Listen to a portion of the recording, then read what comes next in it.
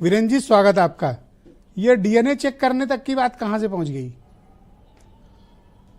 देखिए, चूंकि देश और दुनिया के किसी कोने में अगर किसी धर्म जात के विशेष लोगों पर अत्याचार होता है तो उसके लिए हिंदुस्तान में हर व्यक्ति बोल सकता है, चाहे वो मुख्यमंत्री हो या आम आदमी हो। इसमें कोई बुराई नहीं है कि अगर बांग्लादेश में हिंदुओं के साथ अत्याचार हो रहा है तो देश की जनभावनाओं के अनुरूप नेताओं को बात करनी पड़ती है। लेकिन अब दौर एक ऐसा चल रहा है कि हिंदुस्तान की सियासत में मुसलमान इन दिनों केंद्र बिंदु में है। भले भारत के मुसलमान को बांग्लादेश के इस अत्याचार से कोई लेना देना ना हो, लेकिन जब यहाँ पर बात आती है तो इशारा उसकी ओर भी होता है, और उसमें भी बहुत सारे ऐसे लोग हैं जो आज तात्कालिक तौर पे ना बोलते हो सकता है मन ही मन सपोर्ट करते हो। तो ये तो एक सच्चाई है, इससे आप मुकर नहीं सकते। लेकिन हमारे देश में किसी चीज की पहचान करने के लिए एक वैज्ञानिक तरीका डीएनए है पूरी दुनिया का, लेकिन हमारे यहाँ नजरों से भी पहचान कर लेते हैं लोग। कपड़े से पहचान होती है, कुर्ता पैजामा से पहचान होती है, दाढ़ी से पहचान हो जाती है, टोपी से पहचान हो जाती है। और जब तक डीएनए रिपोर्ट आएगी उससे पहले यहाँ तत्कालिक रिपोर्ट उपलब्ध है। तो ये सियासत की खूबी है कि उसके पास कई सारी लेबोरेटरियां हैं, जब जैसा चाहती है वैसा रिपोर्ट ले लेती है। प्रयोगशाला में इन दिनों मुसलमान हावी है, पहले कटो और बटो के चला, उसके बाद अब डीएनए उसी की अगली कड़ी में आया है। जो हिंदू वोट बैंक की सियासत है तो स्वाभाविक है कि सचेत करने के लिए, अपने साथ जोड़ने के लिए मुख्यमंत्री योगी आदित्यनाथ का ये बयान है, और इससे भाजपा को फायदा ही हो रहा है।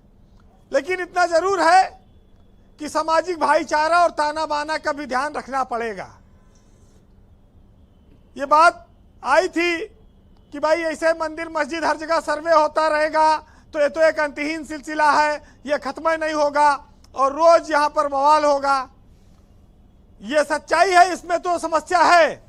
लेकिन यह भी सच्चाई है कि बांग्लादेश में तमाम हिंदुओं का कत्लेआम हुआ है, तमाम लोगों के घर उजाड़े गए हैं, मारे गए हैं, और उस पर इस देश के लोगों में आक्रोश है। और अगर बाबर से उनकी तुलना की जा रही है तो इसमें कोई बुराई नहीं है।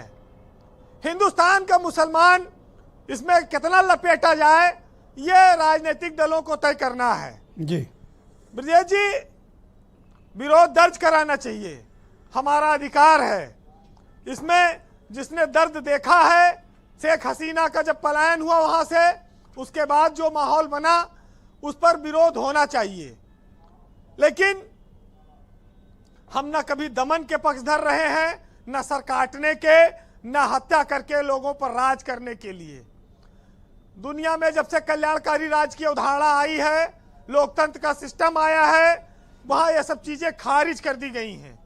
अब वो जमाने चले गए कि जब 100 साल 200 साल पहले किसी बाबर ने, किसी औरंगजेब ने लोगों का कत्लेआम कराया होगा।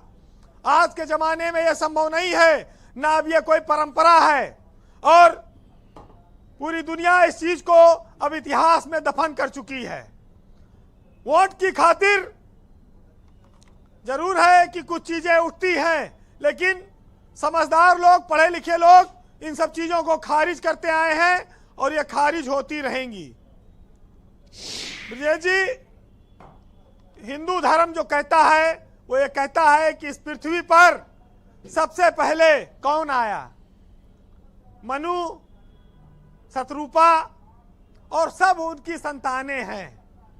तो डीएनए आखिरी में सबका जाकर कहां मिलेगा? जो समाज में अराजक हो जाते हैं, अनैतिक रास्ता अपनाते, गुंडागर्दी करते हैं, लूटमार करते, हत्या करते हैं, वो बाबर कहलाते हैं, वो औरंगजेब कहलाते हैं। ईश्वर ने तो सबको एक जैसा पैदा किया था। उन चीजों को न कभी मान्यता मिली है न मिलेगी। लेकिन भारत के संविधान से हर व्यक्ति को धार्मिक आधार पर स्वतंत्रता है, जीवन जीने का अधिकार है, वो मिला हुआ है, वो मिलेगा। अखंड भारत की बात आती है जिसमें भूटान, ईरान, अफगानिस्तान, बांग्लादेश, श्रीलंका, तिब्बत, ये एक अवधारणा रही है और उस अवधारणा पर मुख्यमंत्री योगी आदित्यनाथ अक्सर बोलते हैं। उनके इस भाषण को उस रूप में भी देखा जाना चाहिए। फिलहाल हम एक नाजुक समय में हैं और जहां पर यह संदेश सुनिएगा कि हिंदू या मुसलमान के एहसास को मत छेड़िए, नेताओं अपनी कुर्सी के लिए जज्बात को मत छेड़िए, और हम में कोई हूड़, कोई शक, कोई मंगोल है, दफन है जो बात, उस बात को मत छेड़िए। गलतियां बाबर की थी तो जुम्मन का घर फिर क्यों जले, ऐसे नाजुक वक्त में पुराने हालात को मत छेड़िए।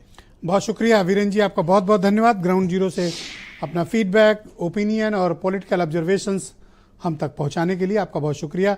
बहन भाइयों, इस डिबेट का दूसरा चरण